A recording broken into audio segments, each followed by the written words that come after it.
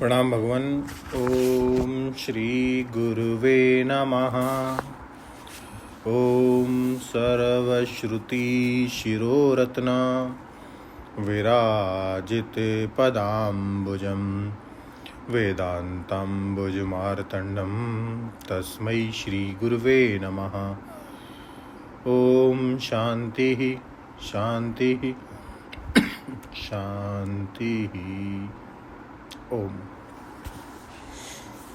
ब्रह्मज्ञान और उसकी साधना द्वारा स्वामी अखंडानंद सरस्वती जी महाराज द्वारा भगवान ओम स्वामी जी मई च अनन्य योगेन भक्ति अव्यभिचारिणी की व्याख्या कर रहे थे।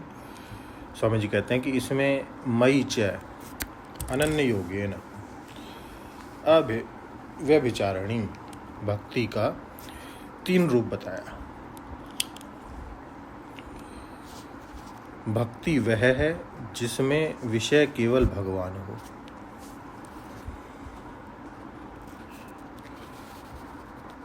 अन्य के साथ चित्तवृत्ति न जुड़ती हो, टूट टूट के थोड़ी देर यहाँ थोड़ी देर वहाँ न जुड़ती हो। इससे यह होगा कि जब निरंतर परमात्मा का चिंतन होगा तो संपूर्ण विश्व के अभिन्न निमित्त उपादान कारण के रूप में परमात्मा का निश्चय हो जाएगा। और जब यह विचार होगा कि विश्व है दृश्य और मैं हूँ दृष्टा, तो यह भी निश्चय होगा कि यह दृष्टा कारणात्मा जो है वह दृष्टा की दृष्टि ही है।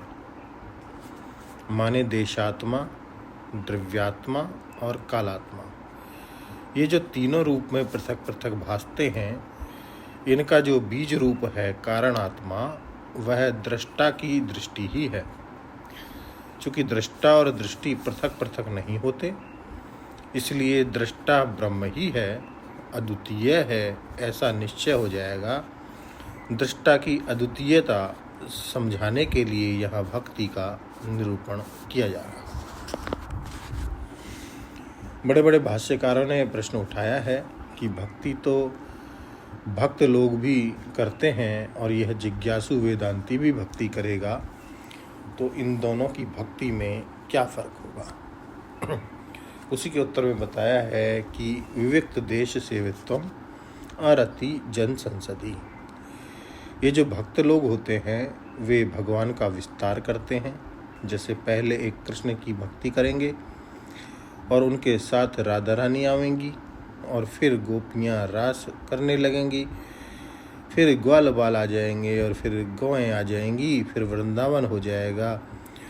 तो यह जो कृष्ण का विस्तार होकर के अनेक रूप में हो जाएगा, यह भक्त की भक्ति हुई। और वेदांत की भक्ति का में विचार नहीं होता, वेदांत की भक्ति में विस्तार नहीं होता, संकोच होता है। जैसे पहले धाम का चिंतन करेंगे, फिर लीला का चिंतन, लीला में भी फिर गोपी और कृष्ण का, फिर राधा और कृष्ण का, और फिर कृष्ण का, और फिर कृष्ण की आँख का, और फिर कृष्ण की आत्मा का।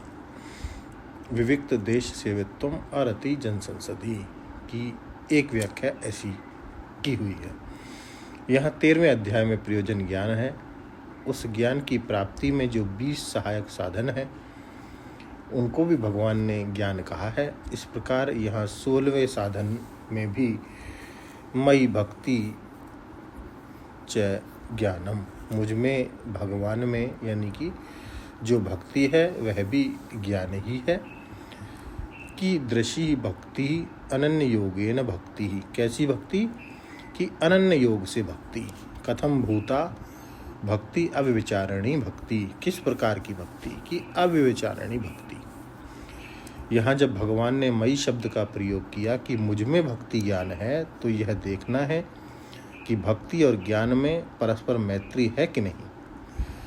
आजकल लोग ज्ञान को बुद्धि का एक विलास मानते हैं, परंतु बुद्धि का विलास तो ज्ञान होता है, वह तो बौद्ध ज्ञान है, अर्थात बुद्धि भी क्षणिक है और उसमें ज्ञान पदार्थ भी क्षणिक है। बुद्धि से जाना जाता है क्षण क्षण में नष्ट होता है।